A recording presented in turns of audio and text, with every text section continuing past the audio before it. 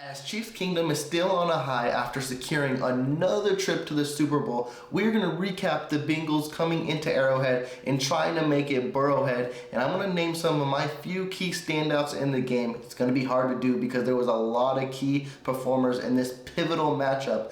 But before we do dive into all of that, please be sure to subscribe to the channel and like this video, as I'm going to keep you up to date on anything Kansas City Chief related that you do not want to miss out on. Without further ado, let's have some fun. Now, there were a lot of key performers for the Kansas City Chiefs to get back to the Super Bowl and defeat the Cincinnati Bengals, but I got a few listed that I want to highlight because they were key contributors and some none of us expected to get us to Phoenix this year. But with that, I also want to highlight there's been a lot of talk, a lot of speculation about the NFL refs and also the Kansas City Chiefs play against the Cincinnati Bengals. So we're going to start this video off the way I don't preferably like to do it, but we're going to talk about the officials in this game and the refereeing throughout the whole game. And honestly, all I can say is, was it a perfectly official game? No, it wasn't. And in today's day and age, I think it's impossible to near impossible to get one of those type of games.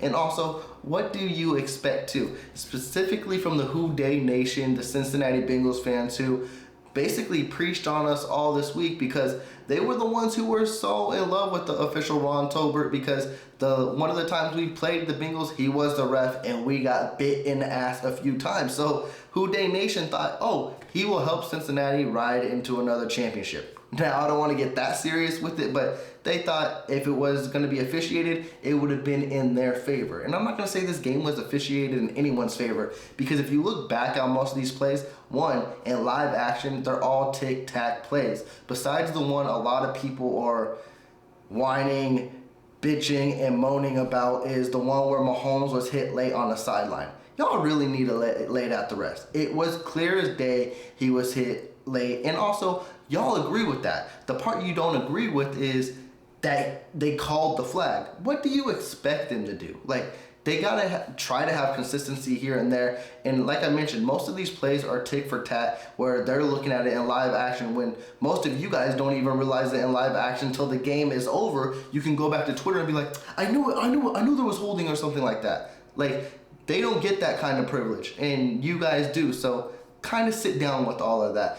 The one that was obvious needed to be called, and specifically, if they didn't, then it will look way worse. So for people saying, oh, the ref sided with the Kansas City Chiefs, no, it was far from that. And also, there was some plays that weren't called for Kansas City, just like there was some plays that wasn't called for Cincinnati as well. A lot of you are going to be pointing at a lot of holding calls. One, holding can be called on every play. So that is nothing really to moan about, because every play is technically holding. It's just who's going to get caught or who's going to basically exaggerate the hold more to where, yeah, we got to throw this. And also, I've seen a lot of you point out an intentional grounding because Joe Burrow had an intentional grounding, and you guys try to compare it to one that Mahomes could have had.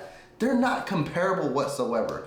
Joe Burrow, literally, it wasn't the cleanest of pockets, but he was just trying to get rid of the ball, and he threw it into the ground, not even past his lineman. And P-Ryan, yeah, he could have been in the area, but also he was like 3 or 4 yards away. There was no shot of that. His intention was to throw it into the ground. Hence the rule, intentional grounding. A lot of you guys are going back to the Mahomes one where he tried to get it to Kelsey, but there was a defender in Mahomes' face, like literally in his face, and I think he might even hit his arm to where the ball hit the ground less than an inch away from Kelsey's foot. Of course that's not going to be called intentional grounding. And a lot of you say, well, it didn't pass the line of scrimmage. It's like, do you guys know the rules of the game whatsoever? It just seems like you guys stretch and stretch to make a way to where the Kansas City Chiefs have ways to be rigged, or that they didn't deserve to win and that the officials helped them out. If you rewind back to the Ravens and Bengals game, and now that you heard that, you know where I'm going with this. What about the block in the back against Mark Andrews? We weren't complaining that, oh, the refs helped Cincinnati get to the divisional game to play the Bills. What about that? Things happen. It's unfortunate. Does officiating need to get better? Of course it does. Are games rigged? No, I don't think so. But again, you're going to have half the side speculate with it and the other half not too. But we're going to get into this point too, because you guys love to focus on the officials, but this shouldn't even have been a game to begin with anyways. And this is the gameplay for the Kansas City Chiefs and the Cincinnati Bengals. And the Kansas City Chiefs outplayed the Cincinnati Bengals throughout the whole game. And honestly, in the last now 4 matchups, the Kansas City Chiefs outperformed the Cincinnati Bengals. I can say that wholeheartedly and confidently as well, because in the other previous 3 matchups, the Kansas City Chiefs didn't get breaks the way that they normally do, or turnovers or things like that. One big key component in this was, and I mentioned early on, was if the Kansas City Chiefs don't turn the ball over and play mistake-free football, they will win the game. And guess what? They didn't even do that in this game. To kick this game off, they started off 6-0. It could have easily have been 14-0. Just think about that. And also, what stopped one of those touchdown drives, which was a nice Isaiah Pacheco touchdown run, was a holding call that was very questionable. But we're not going to focus on that because that's the Kansas City Chiefs, huh? Also, too, a Juan Thornhill interception. That was negated back as well. We're not going to focus on that either, though, huh? We focus on officiating when it just focuses on your team. If you're a true sports fan, true NFL fan, you got to focus on it throughout the entirety of the game as well. And also, just focus on the yards, the plays that were gained, and the turnovers as well. Kansas City had, without officiating, 1 mistake, and it was probably one of the most weirdest mistakes you'll ever see, and probably will never happen again, where a football just happens to fly out of Mahomes' hands, never in his hands, and it's a fumble. If that doesn't happen either, Kansas City is gonna score on that drive. Whether it be a field goal or a touchdown, who knows? But they were at midfield about to cross it. This was never supposed to be a game. It was like every other Cincinnati Bengals game where Kansas City shot themselves in the foot and made it a game. It just so happened at the end, they willed their way to find a way to win. And that's all it was. You could say officiating, but you can't blame it on how good Kansas City played in this game, because they played wholeheartedly and they willed their way to victory, and specifically this defense. Them boys came out on a mission and they found a way to win. So you can miss me with that, because also Cincinnati fans all week were clamoring, oh, I don't want to hear no excuses about Mahomes' injury. Oh, I don't want to hear no excuses about officiating. But when you guys take the L, you can do it. Make it make sense. Now let's get into the serious action. Why we are here, I want to recognize a few players for their standout performances. It may not be crazy stat-wise, some of them may be crazy stat-wise, but these are key contributors in this game that really basically caught my eye, and it's going to be hard to list them down and narrow them down, because first off, I want to give kudos to this whole team and what they have done throughout the year. Hopefully it results in a Super Bowl ring and we are holding the Lombardi in the next couple of weeks. But nobody thought Kansas City was going to be here with the huge turnover they had, with all these young rookies they are starting. And it just shows you how well natured this team is and how well of a family they are, that they can come back into this and basically have a remodeled team and core veteran pieces to help lead the way. It was a true, what's the word I'm looking for? A true display of leadership that we've seen in the AFC Championship that showed this team is going to be hard to knock off. And you're already seeing early predictions of everyone taking the Eagles. They could take them. But as long as you got Coach Reed, Patrick Mahomes, and these young studs balling out, I don't know if you can go against them. So what we're going to do right here, right now, I think I got like 4 of them. So we'll have fun with it. We'll jump into it. And the first guy I want to recognize is Sky Moore. And yeah, he didn't have a crazy game. But when his number was called in probably one of the brightest of bright moments, he made a play. And he made a play in a situation none of us saw him do all year. One that we all downplayed him all year, and we never wanted to see him return a punt again. But when you got Kadarius Toney out, and then you got McCole Hardman out, his number was called, and he made hell of a punt return. And you gotta give him praise, because that was huge to boost up his ego. And even the first one too that was called back as well due to a penalty, that was also huge too.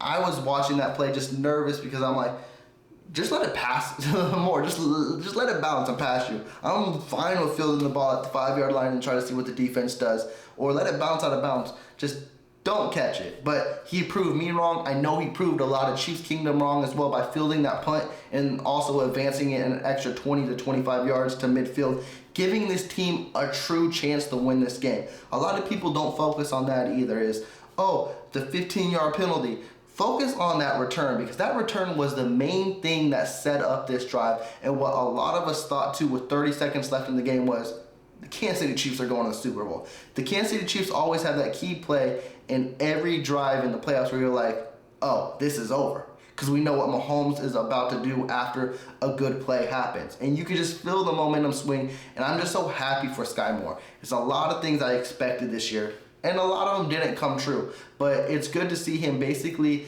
get a momentum boost into a championship game, and then maybe he can make a play in the Super Bowl, and then that gives you a huge boost going into the offseason, and hopefully he can be a key contributor in the next year as well. I'm still very, very excited for his role into the future, but for him to do something like that when no one would have expected him, you gotta recognize him. Man, oh man, the offense was dropping like flies. You already have a hurt Patrick Mahomes, an injured Travis Kelce coming into the game, and then you lose Kadarius Toney early. McCole Hardman gets re-injured, and then Juju gets injured, and now you're down to basically your final three receivers in Marcus Kemp, who has more career tackles than receptions. He had a key reception in this game. As I mentioned, Sky Moore, he had 2 key receptions as well.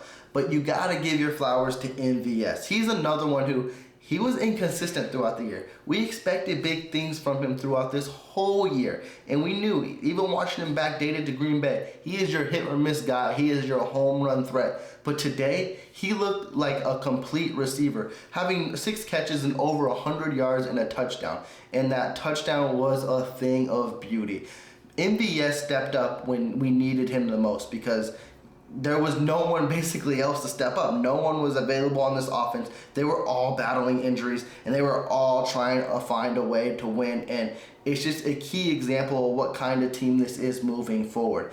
MVS shined when no one expected it, and it was cool to see how well he is and to see what kind of receiver he can be as well. I also wanted to mention this too, because a lot of people are hard on this Chiefs receiving core, but a lot of people tend to forget this is still year 1 for all of them besides McCole Hardman.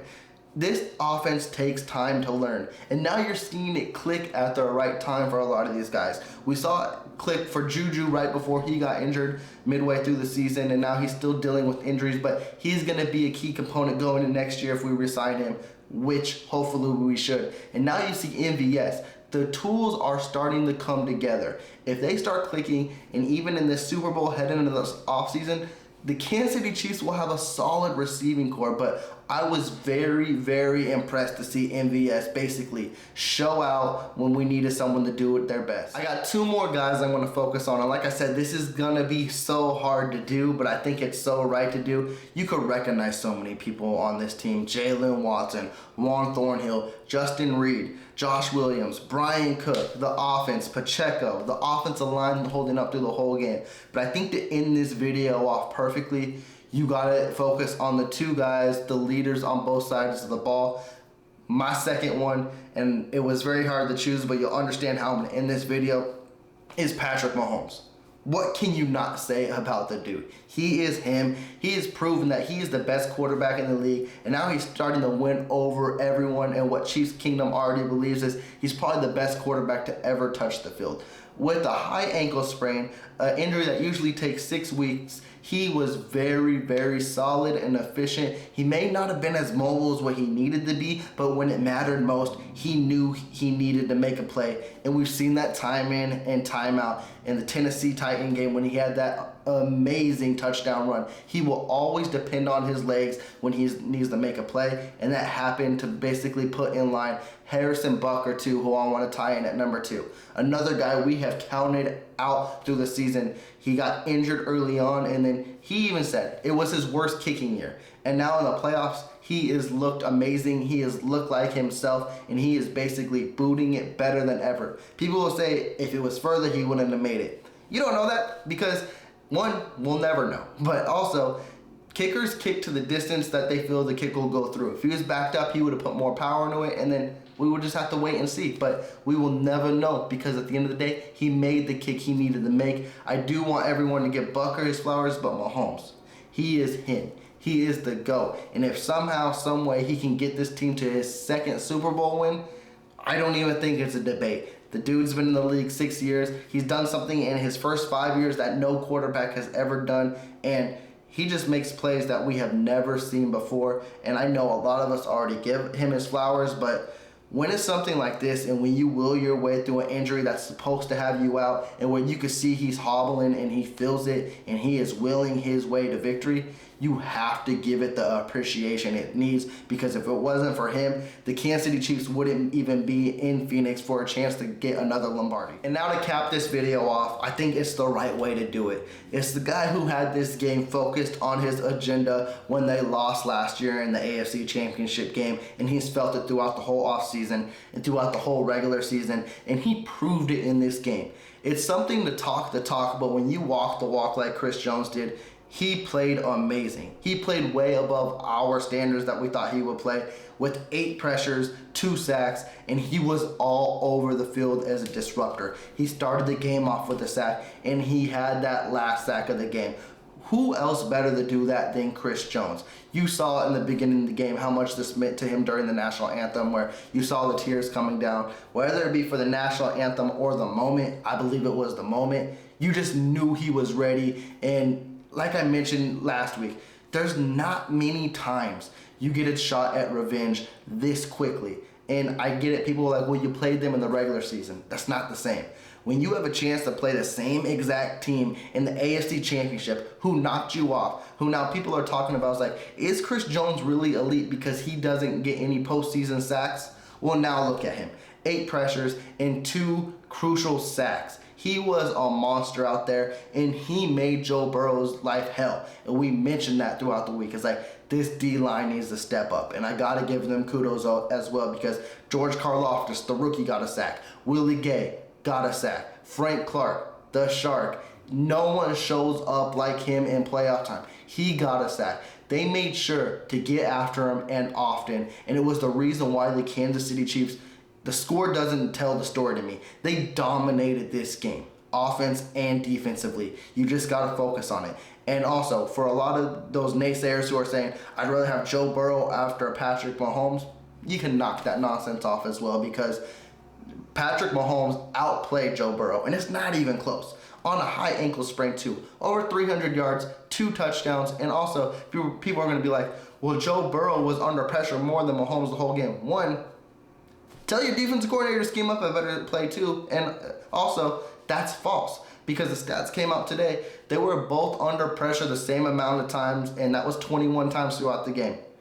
Lets you know how elite Patrick Mahomes is. When he's under pressure, he still looks calm. And I thought that was Joe Burrow, but everybody was wrong. No one will ever do what Patrick Mahomes is doing, and no one has been a better defensive tackle than what Chris Jones has been this year. With that, Chiefs Kingdom, I am going to sign off, but we got to start getting Super Bowl ready. We still got like a week and a half to go, but it's going to be fun. We're going to have a lot of dissecting to do. The Eagles are definitely no team to sleep on. A lot of people said they had an easy schedule to get here. I don't buy that whatsoever. This is a very, very good team, so this isn't going to be an easy Lombardi to hold up on, but we'll have fun. We'll dissect it, but please be sure to subscribe to the channel. If you did like this video, give me that big thumbs up. I'm going to check out. Y'all take care. Peace.